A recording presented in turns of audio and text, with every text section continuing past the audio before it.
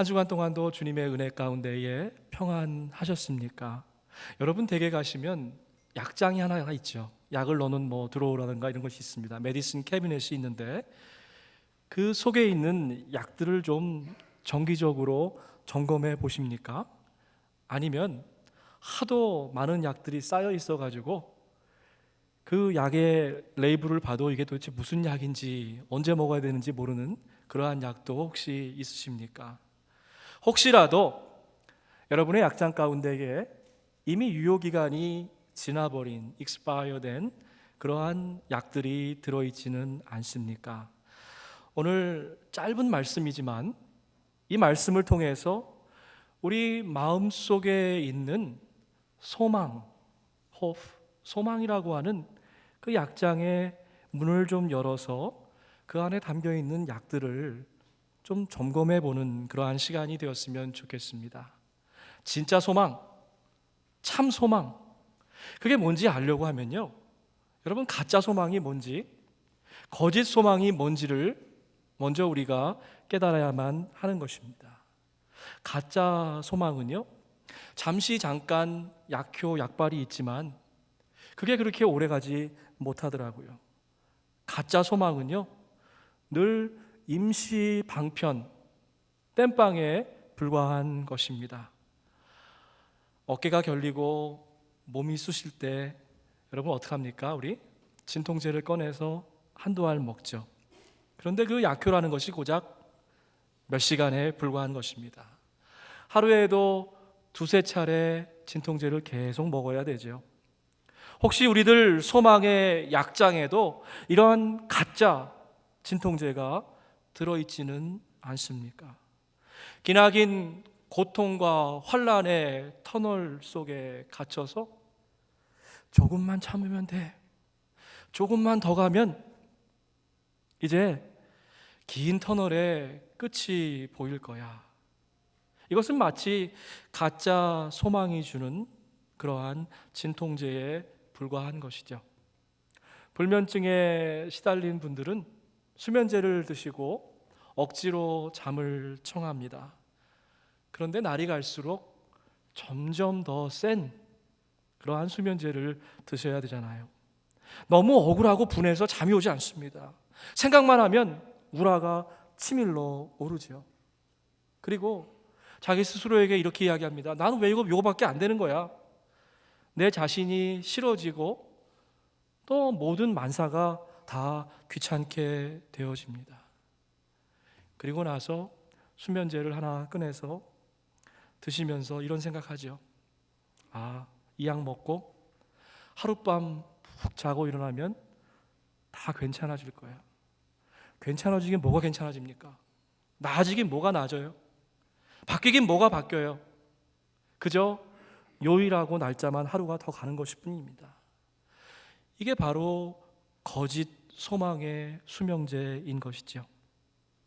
우리는 너무나도 오랫동안 가짜 진통제, 가짜 수면제, 그 약병에다가 소망이라고 적어 놓았죠. 이제 오늘 과감하게 우리의 소망의 약장을 정리할 시간입니다. 가짜 진통제, 가짜 수면제 다 내어버리시기 바랍니다. 가짜 소망에는 특징이 있어요.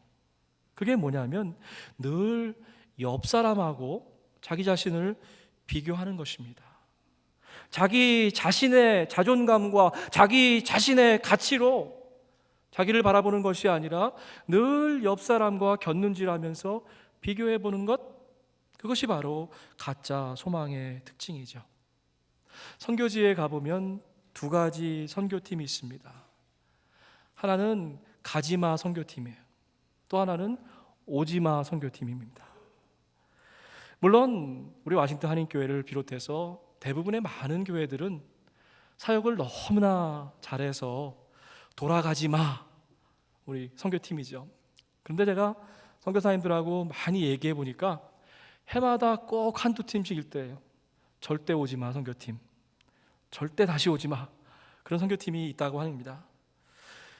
그 선교팀의 특징이 있는데 아이들을 선교팀에 보내면서 부모들이 그런 마음으로 보내는 거예요. 너 가서 고생 좀 직사게 하고 와라.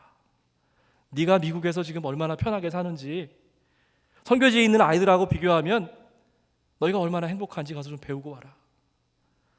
내가 얼마나 행복한지, 세상에 얼마나 불행한 사람이 많은지 비교하는 것, 그것은 바로 바리새인들의 기도와 같은 것이죠.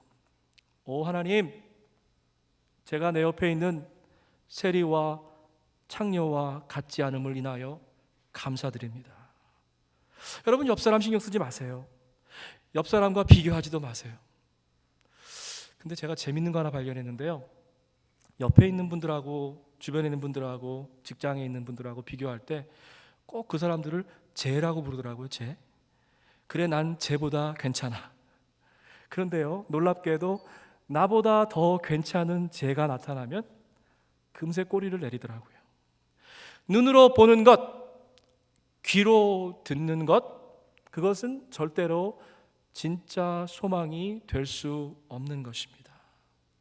오늘 본문 말씀은 짧은 한 구절이지만 세 부분으로 나누어 생각해 보면 이 말씀의 의미가 더 분명하게 드러납니다.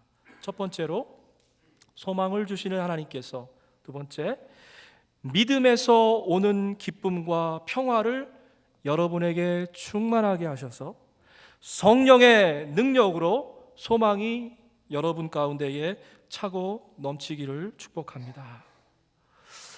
사랑하는 교회 여러분, 소망의 주원은요, 내가 아니에요. 소망의 주원은 바로 늘 하나님이신 것입니다. 가짜 소망, 세상적인 욕망, 이것은 바로 나 자신에 관한 것이죠. 나로 시작해서 불행하게도 언제나 나로 끝맺음을 하는 것입니다. 내가 영광을 받고 내가 주목을 받고 나에게 모든 상급이 돌아오는 것, 그것은 바로 가짜 소망인 것입니다. 세상 사람들이 그렇게도 아둥바둥 매달려 있는 성공과 출세의 사다리 꼭대기에 가보면 늘 한 글자밖에 없어요. 나라는 것밖에 없는 것이죠. 나를 위한, 나에 의한 나만의 왕국과 세상을 꿈꾸는 것, 그것은 세상적인 욕망인 것이죠. 이런 분들은요, 부부관계도 힘들어요. 오늘 2부 예배에 우리 젊은 부부들이 많이 계신데 잘 모를 때가 있어요. 왜 우리가 이렇게 싸우고 안 맞을까? 절대로 양보할 수 없는 나 홀로, 그리고 나만의 가짜 소망을 가진 두 남녀가 만나서 생활하면 그 거짓 소망에 눈이 어둡게 되면 결코 부부관계는 원만할 수 없는 것이죠. 시편 기자가 이런 귀한 고백을 드립니다. 하나님, 이제 내가 무엇을 바라겠습니까? 나의 소망은 오직 하나님뿐입니다. 주님, 이제 내가 무엇을 바라겠습니까? 내 희망은 오직 주님뿐입니다. 얼마나 멋진 고백인지 모르겠어요. 가짜 소망은요, 내가 무엇인가가 되고 또 내가 어떤 자리에 올라가는가, 거기에 관심을 갖는 것입니다. 그런데 참된 소망은요, 하나님께서 주시는 소망은요, 하나님께서 우리에게 소망을 부어주실 때는 저와 여러분이 이런 기도를 드리게 돼요. 하나님, 이제 제가 하나님의 도구가 되겠습니다. 여러분, 도구라고 하는 것은요, 주인의 마음대로 사용되는 것입니다. 주인에게 모든 결정권을 내어드리는 것이죠. 하나님, 나를 평화의 도구로 삼아 주옵소서. 미움과 분쟁이 있는 곳에, 원망과 시기가 있는 곳에 저를 보내어 주시옵소서. 하나님의 평화가 이 땅 가운데 온전히 드러나도록 저를 사용하여 주시옵소서. 오늘 말씀의 시작은 이렇게 됩니다. 소망을 주시는 하나님께서, May the God of hope. 여러분, 너무나 클리어해요. 하나님이 우리에게 주시는 소망의 주인 되신다는 겁니다. 하나님이 주어이시고 저와 여러분은 늘 사역 동사로만 쓰이게 된다는 것입니다. 어린 꼬마가 크리스마스가 되어서 선물로 딸랑딸랑 세발 자전거를 받기를 간절히 원했어요. 그랬더니 엄마가 옆에서 보고 있다가 아이에게 귀뜸해 줬습니다. 예수님께 기도해보라고 그렇게 했어요. 그랬더니 어린아이가 무릎을 꿇고 조그만 손을 모으고 기도했어요. 사랑하는 예수님, 자전거 한 대만 주시면 내 일평생 착한 아이로 살게요. 그렇게 기도를 드렸는데도 뭔가 마음에 확신이 없었든지 곧바로 교회로 뛰어가서 교회 정원에 있는 말구유 옆에 있는 예수님 어머니 마리아 상을 가져다가 집에 와서 손목을 노끈으로 꾹꾹 묶었습니다. 그리고 나서 이런 협박성 기도를 드리기 시작했어요. 예수님, 내가 지금 마리아를 인질로 붙잡고 있어요.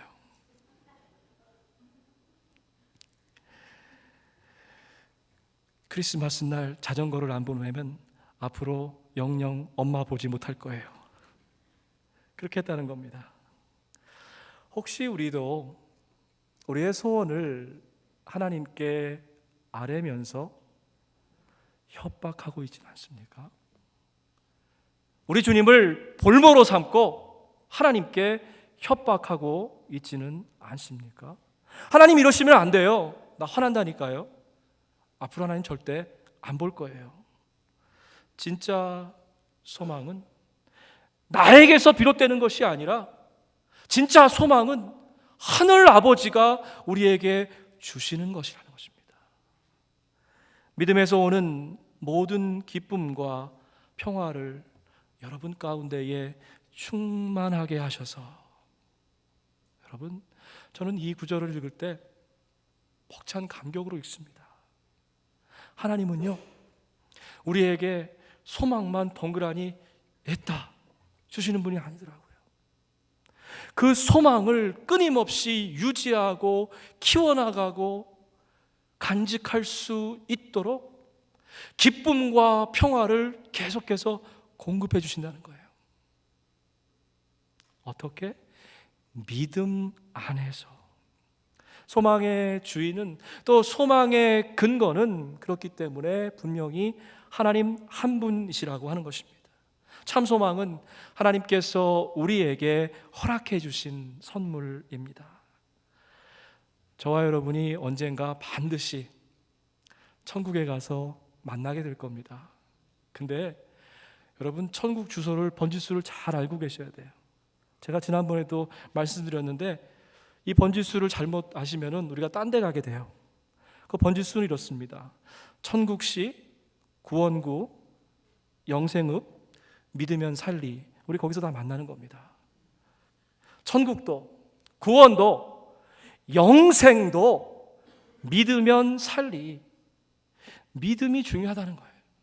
소망도 마찬가지입니다. 하나님을 트러스트할 때에, 그의 말씀 가운데에, 그의 안에 거할 때에 우리가 기쁨과 평화를 보너스로, 종합 선물 세트로 받게 된다라고 하는 것입니다. 성서에 기록된 소망이라고 하는 단어의 원어적인 의미에는요, 기다린다라고 하는 말이 포함되어 있습니다. 참을성 있게 끝까지 인내심을 가지고 한 방향을 바라보면서 묵묵히 나간다라고 하는 것이 바로 소망이라고 하는 두 글자에 담긴 의미입니다. 노아 할아버지가요, 백발이 성성해가지고 망치를 들고 방주를 만들고 있었어요. 등 뒤에서 아마 수근수근 이런저런 소리가 들렸을 겁니다. 미친 사람 같으니라고. 도대체 마른 땅 산 꼭대기에 무슨 배를, 방주를 만든단 말이야. 여러분, 하나님께서 우리에게 참 소망을 주시고 하늘의 소망이 우리 가운데 있을 때, 그것을 붙잡고 기다릴 때에 어쩌면 우리 주변에서 똑같은 소리가 들릴지 모릅니다. 이것이 오히려 당연한 것입니다. 2차 대전 중에 그 독일의 지하 감옥에 이러한 글귀가 쓰여 있었습니다. 아마 햇볕 하나 들지 않은 깜깜한 골방이었겠죠. 나는 태양이 빛을 발하지 않을 때도 그 태양을 믿으며, 나는 사랑을 느끼지 못하는 그 순간에도 사랑의 존재를 느끼며 하나님이 침묵하고 계실 때에도 여호와 하나님만을 믿는다. 참 소망은 보이지 않는 것을 믿고 기다리는 것입니다. 로마서 8장에는 이런 말씀이 있습니다. 어쩌면 이렇게도 소망에 대해서 분명하게 이야기하고 있는지 모르겠습니다. 우리는 소망으로 구원을 받았습니다. 눈에 보이는 소망은 거짓 소망입니다. 보이는 것을 소망하는 사람이 어디에 있습니까? 만약 아직도 보지 못한 것을 소망한다고 하면 인내함으로 기다려야만 합니다. 인내함으로 울음소리가 그칠 때까지 기다리겠습니다. 제가 만난 하나님은요, 참으로 자상하신 하나님이더라고요. 제가 하나님께서 저에게 주신 그 거룩한 소명을 기다리다가 인내하다가 지치고 쓰러질 때까봐 때때로 순간순간 힘들만 하면 다시 작은 기쁨과 평화를 제 안에 회복시켜 주셨습니다. 여러분, 이런 경험들 많이 해보셨을 거예요. 하나님께서 거룩한 소망을 주셨습니다. 그것을 놓고 기도하는데 3년, 5년, 10년, 20년 세월이 흘러가죠.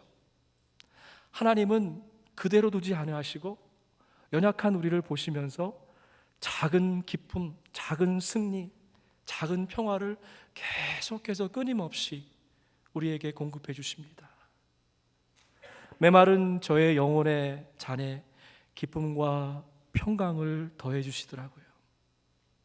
때로는 그 기다리는 게 너무 힘들어서 새벽 기도하면서 무릎 꿇고 이런 기도를 드린 적이 있습니다.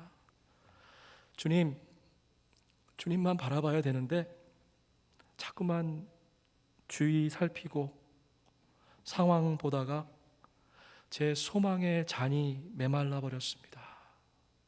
이런 고백을 드렸어요. 한 번이 아니죠. 여러 차례 그런 기도를 드렸습니다. 그런데 주님은 그 기도에 대해서 단 한 번도 저를 꾸짖으신 적이 없습니다. 야, 너 목사라는 놈이 그거밖에 안 되냐? 그런 마음의 응답을 들은 적이 한 번도 없어요.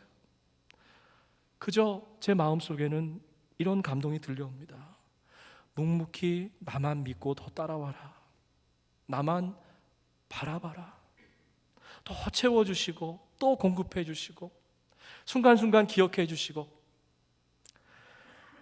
그래서 저는 주님께 나아갈 때마다 하염없이 울게 되고 어느새 울보 목사가 되어버렸습니다. 성령의 능력으로. 여러분, 이 단어가 얼마나 중요한지 모르겠어요. 성령의 능력으로 소망이 여러분에게 차고 넘치기를 바랍니다. 믿음은요, 제가 곰곰이 생각해 봤어요. 믿음이 뭘까? 하나님께서 우리에게 소망을 주시는데 그 소망을 받아들이려면 우리 영혼의 창문을 활짝 열어야 돼요. 근데 그게 바로 믿음이더라고요. 믿음을 가지고 하나님을 바라보면 하나님께서 주시는 소망이 우리 안에 들어오기 시작합니다. 저와 여러분이 갖고 있는 소망의 방은, 그 기도의 방은 작은 방이죠. 그 가운데 믿음으로 하나님께서 기쁨과 평화를 더해 주시는데 그것은 마치 이 아름다운 꽃처럼 그 소망의 방 안에서 활짝 이렇게 피어나는 꽃내음과 같습니다. 성령은 뭘까 생각해 봤습니다. 그건 여러분 그 옛날 그 집에 가보면 아궁이에 불을 떼면 그 뜨뜻해지잖아요. 그렇기 때문에 바닥이 식지 않도록 하나님께서 우리의 심령을 데워주시는 그 군부를 지피는 게 바로 성령의 능력이더라고요. 성령님은 우리가 그저 소망의 끝자락에 걸쳐서 요만큼 그 단맛을 맛보기를 원하시는 게 아니라 성령님께서 우리에게 찾아오셔서 성령님의 능력으로 우리를 감동하여 주셔서 저와 여러분이 소망 가운데에 차고 넘치도록 오버플로우 되도록 그렇게 해주시는 것이 바로 성령님의 능력이라고 하는 것입니다. 열등감과 반항 의식에 가득 찬 청년이 하나 있었습니다. 그의 이름은 에드워드 모트라는 사람이었습니다. 추운 날씨에 남들은 다 편하게 있는데 철공소에 나가서 일을 해야 됐습니다. 그 마음 가운데에 이렇게 추운 날 하찮은 일이나 해야 된다니 하면서 신세 타령하고 부모 원망하고 그러한 그 반항심이 가득한 청년이었습니다. 일을 마치고 런던의 거리를 배회하다가 어느 작은 교회에 발이 이끌려서 들어가게 되었습니다. 그때 마침 목사님이 요한복음 3장 말씀을 가지고 거듭나야 된다, 새 사람이 되어야 된다는 말씀을 전하고 있었습니다. 성령님께서 에드워드의 마음을 강하게 도전하셔서 그래 이제 내가 거듭나야 되겠다, 새 사람이 되어야겠다. 성령님께서 주시는 강력한 소망을 갖게 되고 그날 일기에다가 이렇게 적었습니다. 여러분 주목할 것이 있어요. 이분이 성령의 체험을 하고 나서 이분의 잡이 당장 바뀌지 않았습니다. 삶의 조건들이 눈부시게 그날 달라지지 않았습니다. 그날 일기에는 이렇게 적혀 있습니다. 내 망치는 이제 노래하기 시작했다. 내 망치는 이제 춤을 추기 시작했다. 내 눈동자에는 생기가 돌고 내 마음에는 생수가 샘솟는다. 예수님께서 내 마음에 찾아오셨기 때문이다. 나는 거듭났다. 소망에 가득 찬 삶을 살면서 열심히 일하던 직원은 일하던 가게의 주인이 되었습니다. 그리고 성공적인 사업가가 되었습니다. 55세가 되던 해에 하나님께서 자기의 일생을 통해서 부어주신 은혜가 너무나 크고도 놀라워서 이제 남은 인생 어떻게 하나님의 도구로 쓰일까 거룩한 고민을 하기 시작했습니다. 감격스러운 마음으로 자기의 전 재산을 다 털어서 교회를 건축하고 그 교회를 봉헌하는 날에 시를 한 편 썼습니다.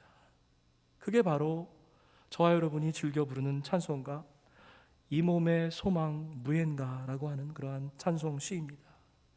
이 몸의 소망 무엔가 우리 주 예수뿐일세. 우리 주 예수 밖에는, 잘 들어보세요, 우리 주 예수 밖에는 미들이 아주 없도다. 무섭게 바람 부는 밤. 여러분의 인생을 돌아보면 무섭게 바람 부는 밤이 있었습니다. 물결이 높이 설렐 때 우리 주 크신 은혜에 뭐라고요? 소망의 닻을 주리라. 세상에 믿던 모든 것 끊어질 그날 되어도, 여러분 우리가 살다 보면 이런 날이 올 때가 있습니다. 구주의 언약 미사와 내 소망 더욱 크리라. 여러분 믿음으로, 소망으로, 또 우리 성령의 능력으로 후렴만 좀 우리 함께 불러봤으면 좋겠습니다. 파워포인트 주시고요. 굳건한 반석이시니 그 위에 내가 서리라. 아주 간단한 가사인데 여러분 이 후렴만 2번 저랑 한번 고백해 보겠습니다.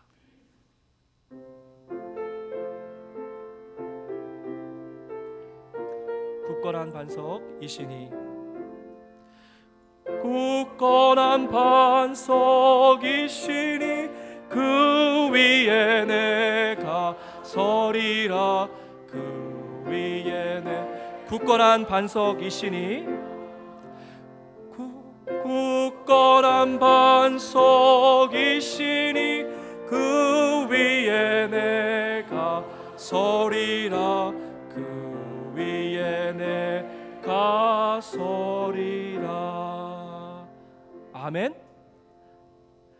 아주 오래전에 보스턴 신학교 강의실에서 강의를 듣는 한 젊은 신학생에게 성령님께서 감동을 주셨습니다. 젊은 영혼들을 위해서 교회를 세우라고 하는 참 뚱딴지 같은 그러한 소망이었습니다.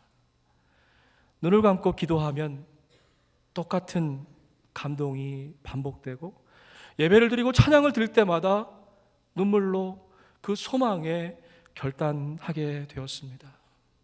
3년, 5년, 10년이 아니라 15년이 지나서 결국 그 신학생은 성령의 부르심에 응답해서 교회를 개척하게 되었습니다. 하나님께서 한 분 한 사람에게, 한 심령에게 어떻게 하늘의 소망을 심어주고 그 소망을 죽이지 아니하고 가꾸어 나가고 일궈 나가는지, 여러분, 부족한 제가 이 일의 산 증인입니다. 성령님께서 지금 여러분 한 분 한 분에게 세밀한 음성으로 말씀하십니다. 내게 능력 주시는 자 안에서 내가 모든 것을 할 수 있느니라. 내게 능력 주시는 자 안에서 내가 모든 것을 할 수 있느니라. 아멘. 여러분, 하나님은 우리에게 소망을 던져주시는 분이 아니시더라고요. 여러분의 삶의 여정, 신앙의 여정을 되돌아보시기 바랍니다. 하나님께서 언젠가 분명하게 여러분에게 하늘의 소망을 주신 일이 있습니다. 그것이 10년, 20년, 50년, 심지어는 우리 소학교 시절에, 어린 시절에 주신 소망인지도 모르겠어요.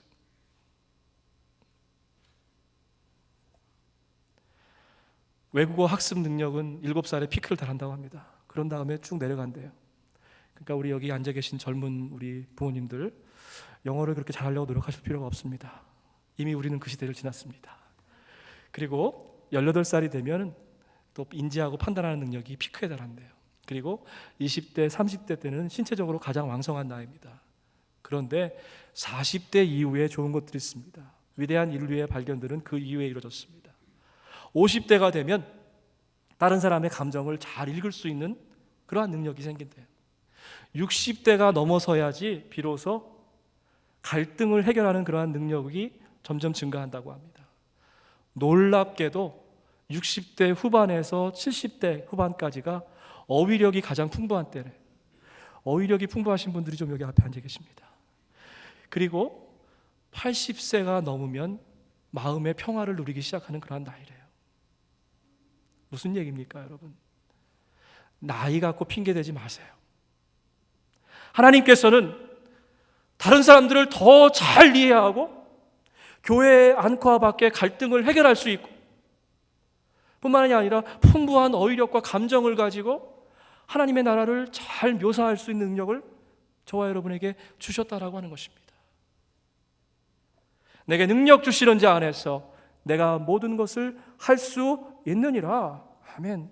거룩한 소망을 주시는 그분 하나님께서는 그 아름다운 소망을 이루어낼 수 있는 힘과 능력과 지혜를 오늘 우리에게 주신다라고 하는 것입니다.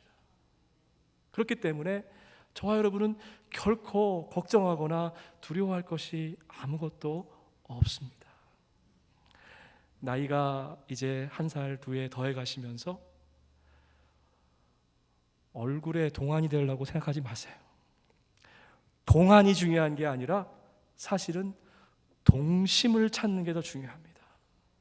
순수한 마음,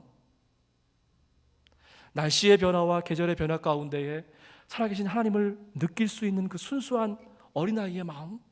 아까 우리 슬라이드로 봤잖아요. 아이들의 표정이 얼마나 해맑습니까? 우리가 나이가 들어가면서 잃어버리는 것이 있는데 그것은 뭐냐면 하나님께서 우리에게 소망을 주시는데 그것을 하늘의 소망으로 받아들이지 못하는, 세상에 찌꺼기 때문에 그것을 하나님의 소망으로 이해하고 받아들이지 못하는 것에 있습니다. 동안이 되려 하지 마시고 동심을 회복하십시다. 하나님을 만났던 그 순간 첫사랑의 시간을 기억하시고 하나님께서 내게 부어주셨던 그 아름다운 소망을 다시 한번 기억해내고 꺼내어서 그 소망을 간직하고 가꾸어 나가고 일궈내가는 그러한 복된 한 주가 되기를 주의 이름으로 축복합니다.